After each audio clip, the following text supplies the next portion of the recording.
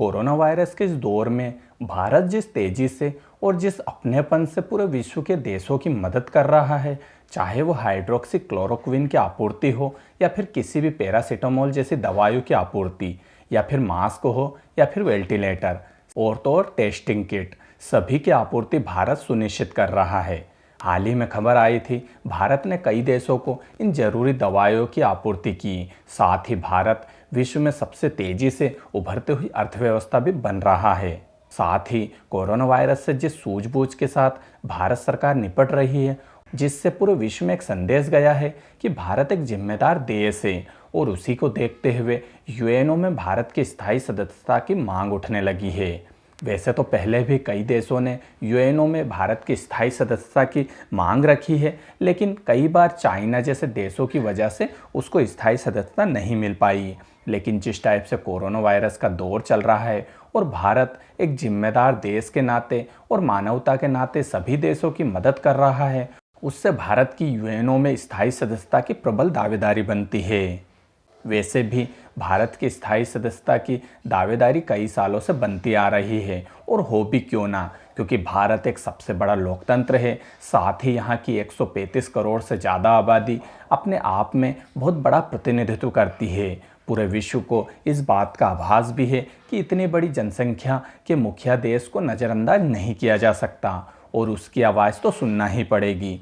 इन्हीं सभी बातों को देखते हुए भारत की स्थायी सदस्यता की दावेदारी को बल मिलता है। वैसे तो कई देशों ने कई बार कई मंचों से घोषणा भी करी है, जैसे कि अमेरिका के प्रेसिडेंट डोनाल्ड ट्रंप हो, या फिर इजराइल प्रधानमंत्री नेतन्याहू, ब्रिटेन के प्रधानमंत्री हो, या फिर फ्रांस के। सभी देशों ने भारत का स्थायी सदस्यता की दावेदारी का समर्थन किया है।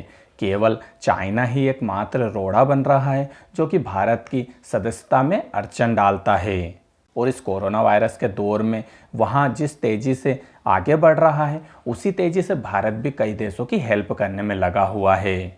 वैसे तो भारत की बात करें तो भारत आज विश्व में सबसे तेज गति से बढ़ने वाली अर्थव्यवस्था है।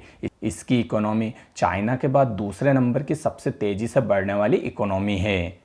वैसे भी जब से मोदी सरकार आई है, भारत की छवि में काफ़ी सुधार हुआ है। एक जिम्मेदार लोकतंत्र और सबसे बड़े लोकतंत्र के नाते भारत की दावेदारी वैसे ही प्रबल हुई है, और वैसे भी भारत की आज सभी सुनने में लगे हुए हैं। कोई देश उसकी बात की अवहेलना नहीं कर सकता। इन सभी बातों से हम अंदाज़ा लगा सकते हैं कि भारत की यूएनओ में दावेदारी मजबूत होगी, और आने वाले समय में हम यह देख सकते हैं कि भारत स्थायी समिति में शामिल हो जाएगा। लेकिन फिर भी उसकी सबसे बड़ी अड़चन चाइना है, क्योंकि हमेशा ही चाइना ही उसका विरोध करता आया है।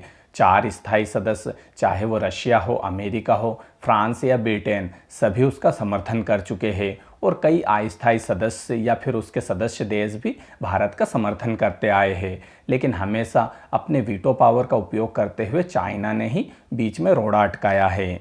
वैसे तो आपको बता दूं, जब चाइना को वीटो पावर मिलने वाला था, उस टाइम भारत के तत्कालिक प्रधानमंत्री जवाहरलाल नेहरू ने ही चाइना का समर्थन किया था। लेकिन शायद उनको इस बात का आभास नहीं था कि चाइना एक समय भारत का ही विरोध करने लगेगा। अब देखते हैं कि भारत की स्थायी सदस्यता कैसे सुनिश्चित होती है। वैसे तो कोरोना वायरस के इस दौर में भारत संकट मोचन बन के आया है और कई देशों की हेल्प कर रहा है। वीडियो अगर अच्छा लगा हो तो इस चैनल को सब्सक्राइब कर लेना, बेल आइकन को हिट कर देना। ऐसे ही वीडियो हम लाते रहते हैं। धन्यवाद।